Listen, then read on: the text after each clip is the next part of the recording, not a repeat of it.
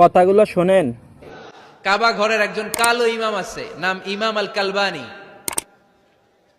দেখছেন এই ইমামরে আপনারা? উনি লন্ডনে একটা ইন্টারভিউতে বলেছেন, আমার মায়ের বদদোয়া আমাকে কাবা ঘরের ইমাম বানিয়েছে।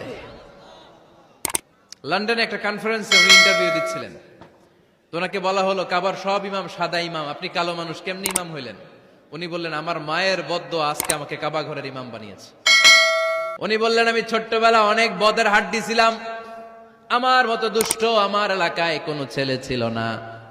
মানুষের গালাগালি, মারামারি, দুষ্টামি, ভাঙচুর, চেঁচামেচি, চিৎকার, বিশৃঙ্খলা আমার মতো কেউ বেশি করতে পারতো না। কিন্তু আমার মা ছিল অনেক বড় আল্লাহওয়ালা। আমার মা জানতেন আল্লাহর কাছে দোয়া করার কত বড় পাওয়ার। আমার মা যখন আমার উপর রেগে যেতেন, আমার মা জানতেন রাগের মাথায় বদদোয়া দিলে বদদোয়া কবুল হয়ে যাবে।